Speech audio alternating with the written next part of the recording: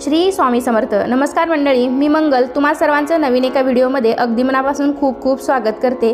तर आजच्या व्हिडिओमध्ये आपण पाहणार आहोत महाशिवरात्रीची व्रतकथा. तर आपली आई आजी आपल्याला नेहमी सांगत असते, कुठलेही आपण व्रत करतो तर त्यावेळेस त्या व्रताची कथाही नक्की ऐकली पाहिजे, तरच आपल्याला त्या व्रताचं पूर्ण फळ मिळतं. महाशिवरात्री व्रतकथा. एकदा पार्वती मातेने भगवान शिवशंकरांना विचारले, असे कोणते श्रेष्ठ तसेच सरळ व्रत पूजन आहे ज्यामुळे मृत्यूलोकातील प्राण्यांना तुमची कृपा प्राप्त होईल. उत्तरामध्ये भगवान शंकरांनी पार्वती मातेला शिवरात्रीची व्रतकथा सांगितली. एका गावात एक शिकारी राहत होता. मुक्या जनावरांची हत्या करून तो आपल्या कुटुंबाचे पालनपोषण करीत असे. तो सावकाराचा कर्जदार होता. त्याने त्याचे कर्ज वेळेवर चुकवले नव्हते. त्यामुळे संतापून सावकाराने शिकाऱ्याला शिवमठात कैदी बनवले. योगायोगाने त्याच दिवशी महाशिवरात्री होती. शिकारी ध्यानमग्न होऊन शिवासंबंधित धार्मिक गोष्टी ऐकत राहिला.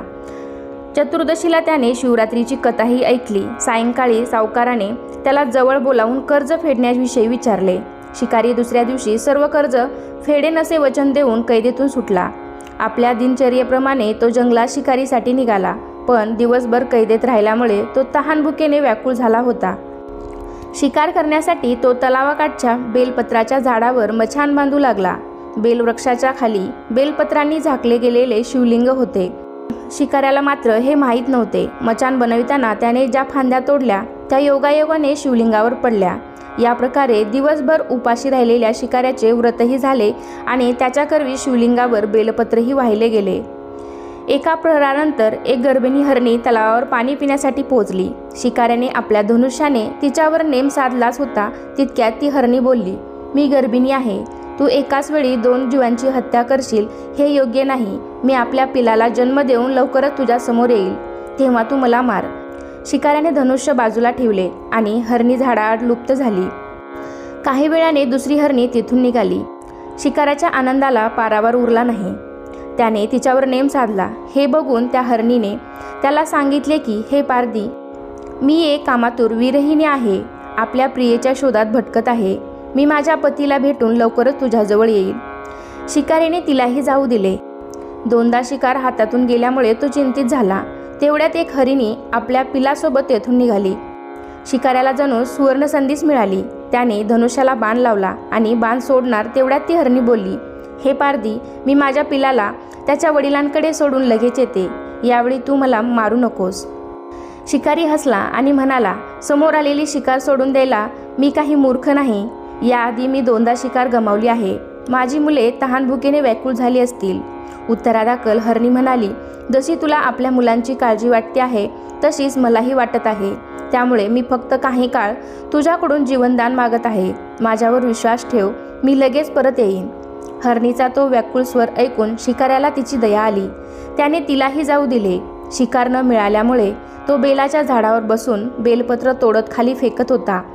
काही वेळाने एक धष्टपुष्ट मृग त्या रस्त्यावरून जात होता.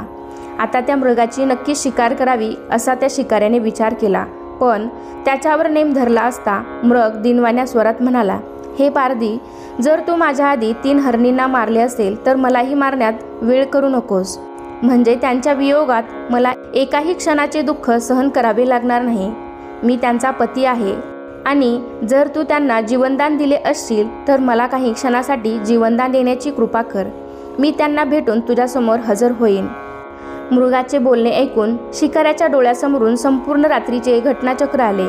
त्याने सर्व कथा मृगाला ऐकवली. तेव्हा मृगाने सांगितले, माझ्या 3ही पत्नी येथून वचनबद्ध होऊन गेल्या आहेत. मात्र त्या माझ्या मृत्यूनंतर आपल्या धर्माचे पालन करू शकणार नाहीत. त्यामुळे तू मला आता जाऊ दे. मी त्यांच्यासमवेत तुझ्यासमोर हजर होतो. उपवास, रात्रीचे जागरण तसेच शिवलिंगावर बेलपत्र चढविल्यामुळे शिकाऱ्याच्या हिंसक हृदयाचे निर्मल हृदयात परिवर्तन झाले. धनुष्य त्याच्या हातातून निसटले. शिवाने त्याच्या हृदयात बदल घडून आणला होता. त्याला आपल्या भूतकाळातील कर्माचा पश्चाताप झाला होता. थोड्याच वेळात मृग परिवार शिकाऱ्यासमोर आला. या प्राण्यामधील प्रेम पाहून शिकाऱ्याच्या डोळ्यातून अश्रू व्हायला लागले. शिकाऱ्याने त्यांना न मारता आपणही मुक्या प्राण्यांची हिंसा न करण्याचे ठरविले. देवलोकातून समस्त देव ही घटना बघत होते. घटनेची परिणती झाल्याबरोबर देवदेवतांनी फुलांचा वर्षाव केला. तेव्हा शिकारी तसेच मृग परिवाराला मोक्षप्राप्ती मिळाली. तर मंडळी, आजची ही छोटीशी कथा कशी वाटली तर येत्या महाशिवरात्रीला तुम्ही सुद्धा ही कथा आवर्जून ऐका, तरच तुम्हाला तुमचे व्रत पूर्ण केल्याचे फळ प्राप्त होईल। आणि असे छान छान व्हिडिओ पाहण्यासाठी आजच आपल्या चॅनलला सबस्क्राईब करा आणि कमेंटमध्ये ओम नमः शिवाय लिहायला विसरू नका। चला तर मग पुन्हा भेटूया अशाच एका छानशा आणि माहितीपूर्ण व्हिडिओमध्ये। तोपर्यंत धन्यवाद। श्री स्वामी समर्थ।